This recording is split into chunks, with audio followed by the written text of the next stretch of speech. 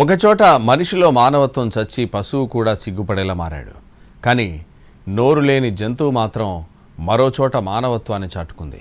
ఈ రెండు సంఘటనలు వేర్వేరు చోట్ల జరిగిన సమాజాన్ని ఆలోచింపజేసి మార్పు తీసుకుని వస్తాయన్న ఆశతో మీ ముందుకు తెస్తున్న చిన్న ప్రయత్నం ఇదే. ఇప్పుడు నో కాస్ట్ కాఫ్ సిరప్ తో 60 రూపాయల విలువ గల ఇన్హేలర్ పూర్తిగా ఉచితం. దెబ్బకి దగ్గు జలుబు మాయం.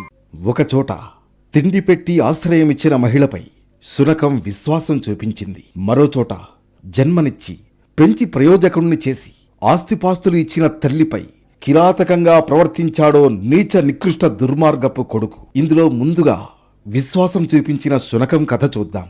మానవత్వం చూపించిందన్న శునకం ఇదిగో ఇలా యజమాని సమాధి వద్ద తిరుగుతోంది.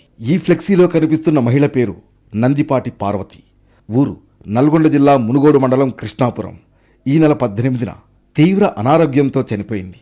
అయితే చాలా కాలంగా ఆమె ఓ శునకాన్ని పెంచుకుంటోంది. విశ్వాసానికి మారుపేరు అనే మాటను ఈ కుక్క నిరూపించుకుంది. పార్వతమ్మ చనిపోయాక అంత్యక్రియలు పూర్తి చేశారు కుటుంబీకులు. అంతా ఇళ్లకు వెళ్లినా ఆమె ప్రేమగా పెంచుకున్న శునకం మాత్రం శ్మశానం వదిలి బయటకు రావడం లేదు.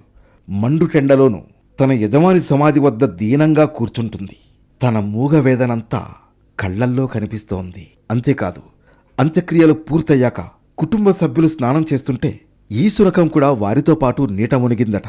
బంధాలు మాయమైపోతున్న ఈ రోజుల్లో చేరదీసిన యజమాని పట్ల ఇంత ప్రేమ చూపిస్తున్న ఈ మూగజీవిని చూసి మనసున్న ప్రతి ఒక్కరి కళ్లలోనూ తడి కనిపిస్తోంది. ఇప్పటి వరకు శునక విశ్వాసాన్ని చూశాం.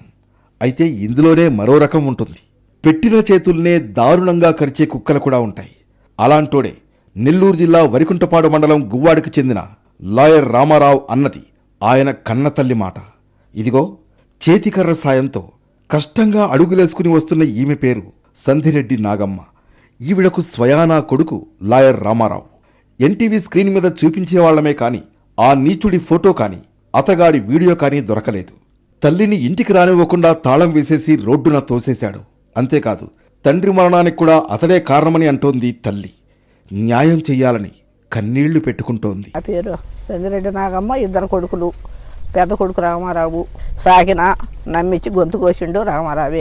లాయన్ని చేసినా, చదివించినము, పెళ్ళిండి చేసినాము, పిల్లోళ్ళం తాకినా అన్నీ బాగానే మనకి ముసలాయన్ని కొట్టి ఉన్న డబ్బులన్నీ తీసుకొని తల్లి అని లేదు, తండ్రి ఉన్నప్పుడు తండ్రి అని లేదు, ఇప్పుడు తల్లి అనేది లేదు. మరీ ఘోరణం. ఎవరికి పగవాళ్లకు, నెల్లూరు జిల్లాలో పగవాళ్ళకు కూడా వద్దు నా ఎంత దారుణం. ఇప్పుడు ఉండటానికి ఇల్లు లేదు, బయటికి రావడానికి స్థలము లేదు, దారి లేదు. ఇక్కడ మరో విషయం, తప్పు చేసిన వారు తమవారైనా ఖండించి చెప్పాలి అంటారు. కానీ ఈ రామారావు లాయర్ కావడంతో గ్రీవెన్స్లో ఫిర్యాదు చేసినా ఎవరూ పట్టించుకోవడం లేదట. ఇంతకన్నా దారుణం ఉంటుందా? అందుకే చివర్లో ఒక్క మాట, జంతువులో మానవత్వం, జంతువులాంటి మనిషి క్రూరత్వం.